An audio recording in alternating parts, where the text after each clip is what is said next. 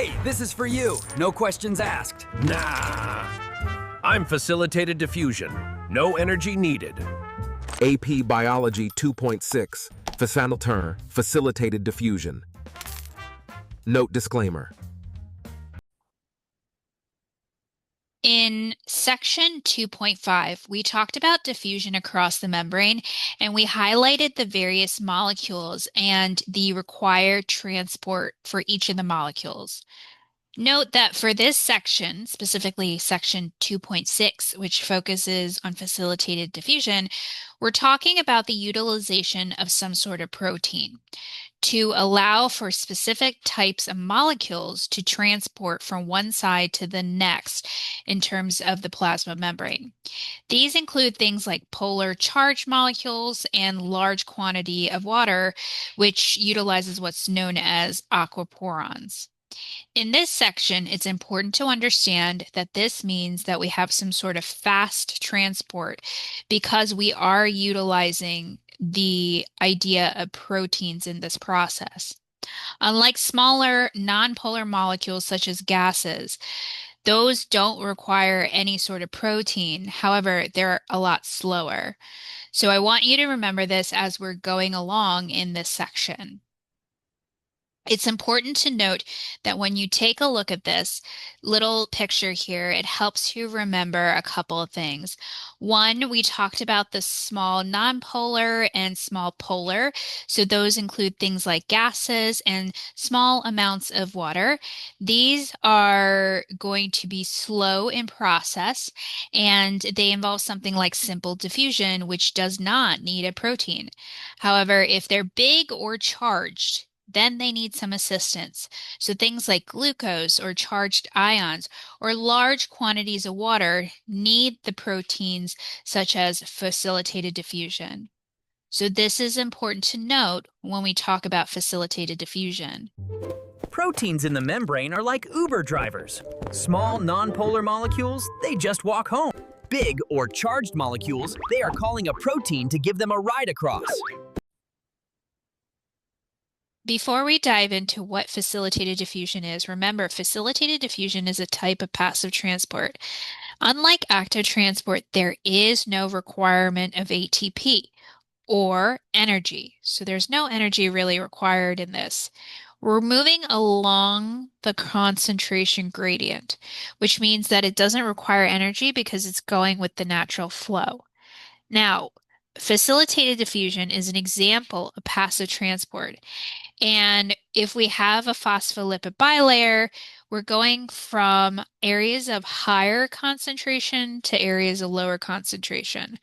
So an example of this would be, for example, let's say that we wanted Na and Cl, just different things to pass along from this side to this side. As you can see, there's a lot of stuff, I want to say, on this side, and there's really nothing on the other side here. So we would say the concentration is high on the area with a lot of stuff, and the area with no stuff or little stuff is low. So what facilitated diffusion does is able to take areas of higher concentration and move items to areas of lower concentration with the insistence of a transport protein. So the transport protein is the assistance to help us out. Now, when it comes to facilitated diffusion, remember we're talking about charged ions. So we're talking about the ions like sodium or potassium or calcium or chlorine. These things can't move easily across that membrane. The thing is, we have a hydrophobic center here. So in the center of the phospholipid bilayer, we have that hydrophobic center, which basically means that these ions, if they were to try to pass through the phospholipid, what ends up happening is they get stuck because they're not able to move to the other side. And as stated before, we're going from areas of higher concentration, which means there's a lot of stuff on one side, to areas of lower concentration with a little stuff inside. Now, the idea is to ensure that we're utilizing some type of protein. They could be known as channel proteins or carrier proteins. So the movement of ions in general creates some sort of electrical difference across the membrane. And what happens is inside the membrane, it tends to be slightly negative. So the polarization of the movement of moving these ions in general, as you can see, like these ions here, if they were to move across in both forms, what ends up happening is they create some sort of what we call polarization because of the differences with the fact that you have negative here and then we have these charges that are passing through in both scenarios. That creates the sense of polarization, which is important when it comes to things like nerve signaling or muscle signaling. Now, when we have to talk about the different types of proteins, we have what are called channel proteins, which is the idea that the protein is used as a tunnel to allow these ions to flow through, therefore preventing them from even interfering with that hydrophobic barrier because they don't. They have the tunnel to go through. You could think of a tunnel under a bridge, and maybe on top of the bridge or on the outside is water. So if we were to say that you take your car and you're inside a bridge, you could say that you can go under tunnel if you're above is water, right? So that would be an example of a channel protein where you're not really interacting with the water.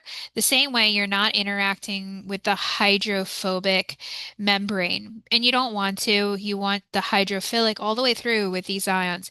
And so that's what a channel protein is. A carrier protein oftentimes is allowing the protein to carry through. So it acts as a way, usually, to carry that ion from one side to the next. So when it comes to facilitated diffusion, you are either using some sort of channel protein or you're utilizing some sort of carrier protein. Now, let's talk about channel proteins more specifically. Remember, we're trying to prevent that hydrophobic passage through. And the way to avoid it is through these channel proteins. Remember, you need some sort of gated way to go through, and that's what the tunnel format or the channel protein does. And it's going from areas of higher concentration to areas of lower concentration. Now, when we talk about the more specific types of channel proteins, we have two types. The first one is called an aquaporin, which is this image you see here. As you can see, these are examples of water molecules, and they're very large. So water can be either small, in which it could really pass through on its own. However, if you have water molecules that are large, they're going to have to use what is called an aquaporin, think aqua man, and allowing for water or aqua to go from one side to the next. Now, with gated ions, channel proteins. So that's this here. So gated ion channel proteins. You're going to have those charged ions, like we showed in the previous demonstration, the tunnel, that is going to take those ions like Na and Cl from areas of higher concentration to areas of lower concentration. And it creates this barrier to prevent against the hydrophobic core. So the hydrophobic core, water-fearing core, is right here and right here. So the goal is to avoid that and remain in that hydrophilic space by creating a tunnel and not really encountering the hydrophobic area. Now, this is important for things like plants, red blood cells, and other cells. It involves sometimes a nerve or muscle cell signaling. Remember, this can create some sort of polarization, and this is important, especially when it comes to nerves and muscles, which need a charge, a polarized charge of some sort.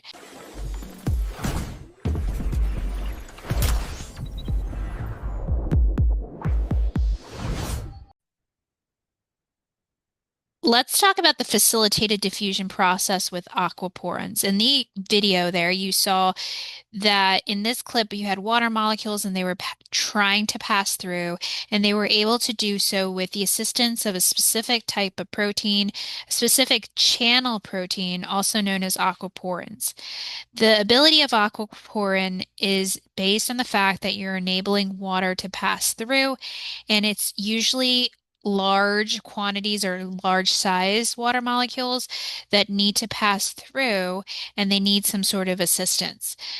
The ability to utilize these proteins allows for significantly quicker movement than simple diffusion. Remember, water can pass through with simple diffusion without the assistance of proteins, but that's usually if they're small water molecules. If they're giant or large amount, they need to pass through with assistance. That's when we utilize those proteins. Now, these are key for functions like osmotic balance, plant water and kidney water absorption, reabsorption specifically. And in one of the sections in Unit 2, we're going to talk about that osmotic balance. So that's important to note. When we talk about the other type of protein, which is carrier protein, I want you to remember that they alter the shape of the protein. So with aquaporins or channel proteins, they don't really alter the shape of the proteins. They're just a tunnel that allows for the molecules to pass. But with carrier proteins, you're dictating the shape of the protein to allow for faster movement. That's why you see this little bump here. The protein itself changed its shape to allow for the movement of the molecules through the concentration gradient, the higher to lower concentration gradient. So they're all higher to lower concentration gradient, except when it talks about the active channel proteins and aquaporins, they're not really changing the shape itself. They're just utilized as some sort of tunnel. And you could think of it as an enzyme substrate complex. You will not know what that means until Unit 3, but I want you to remember in the back of your mind there's something called the induced fit model. And if you take an honors biology or another biology class, you'll know that that means that you have some sort of enzyme and it has to fit with the substrate for the enzyme to actually work. In the same way, the mechanism of carrier proteins is similar, where the changing of the shape to mold to the individual molecule in carrier proteins allows for that movement. Now, this is a slower process than channel proteins because it takes a lot of effort to change that shape, but it provides an easy way for those hydrophilic molecules to pass through the concentration gradient with ease without catching through the hydrophobic in between right there. Now, the other ones do, but it can be hard for certain molecules to pass through, and that's why we need to utilize those carrier proteins instead. Let's talk about the facilitated diffusion process with aquaporins. In the video there, you saw that in this clip you had water molecules and they were trying to pass through, and they were able to do so with the assistance of a specific type of protein, a specific channel protein, also known as aquaporins. The ability of aquaporin is based on the fact that you're enabling water to pass through, and it's usually large quantities or large size water molecules that need to pass through, and they need some sort of assistance. The ability to utilize these proteins allows for significantly quicker movement than simple diffusion. Remember, water can pass through with simple diffusion without the assistance of proteins, but that's usually if they're small water molecules. If they're giant or large amount, they need to pass through with assistance. That's when we utilize those proteins. Now, these are key for functions like osmotic balance, plant water and kidney water absorption, reabsorption specifically. And in one of the sections in Unit 2, we're going to talk about that osmotic balance. So that's important to note. When we talk about the other type of protein, which is carrier protein, I want you to remember that they alter the shape of the protein. So with aquaporins or channel proteins, they don't really alter the shape of the proteins. They're just a tunnel that allows for the molecules to pass. But with carrier proteins, you're dictating the shape of the protein to allow for faster movement. That's why you see this little bump here. The protein itself changed its shape to allow for the movement of the molecules through the concentration gradient, the higher to lower concentration gradient.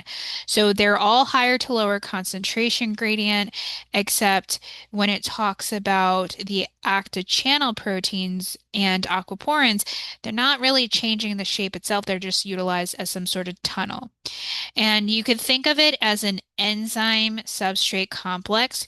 You will not know what that means until Unit 3, but I want you to remember in the back of your mind, there's something called the induced fit model. And if you take in honors biology or another biology class, you'll know that that means that you have some sort of enzyme and it has to fit with the substrate for the enzyme to actually work. In the same way, the mechanism of carrier proteins is similar, where the changing of the shape to mold to the individual molecule in carrier proteins allows for that movement. Now, this is a slower process than channel proteins because it takes a lot of effort to change that shape, but it provides an easy way for those hydrophilic molecules to pass through the concentration gradient with ease without catching through the hydrophobic in between right there. Now, the other ones do, but it can be hard for certain molecules to pass through, and that's why we need to utilize those carrier proteins instead. Before we move forward, here is a typical quiz question that you potentially could see on the exam. Take a moment and pause this video as we review the question together. Then try to select your answer and then unpause once completed. Okay, so in this question, you're asked about a researcher who's examining water as it moves rapidly across a cell membrane. And she notices the water, despite being a small polar molecule, passes through the membrane at much faster rate than can be explained by simple diffusion alone. Importantly, this transport does not require direct energy expenditure, but relies on presence of specific membrane proteins. Which of the following best describes the mechanism of water movement under these conditions? So firstly, we know that there is not a required direct energy, so there's no ATP. So active transport can be eliminated based on this choice. We didn't talk about endocytosis or exocytosis, so in this case, it's not involving some sort of entering with engulfing, and so that would not be the best case scenario.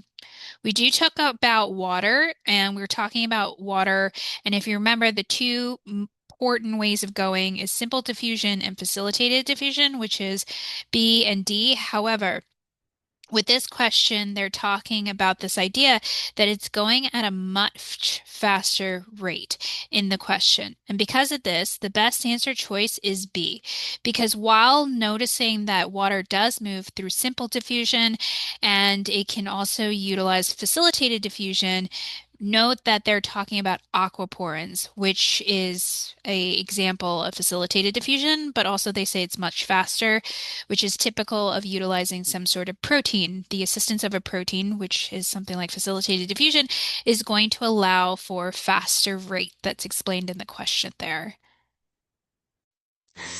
Appreciate you riding along for our cosmic journey. If today's mission brought you the knowledge that slaps, make sure to hit that like button to boost that signal. Subscribe if you're locked in for our next launch. And don't miss the link tree. It's got all the goods for AP Bio, PSAT Math, and SAT Math. Before I sign out, make sure you're all in one orbit and diving in. Killing out. Till next time.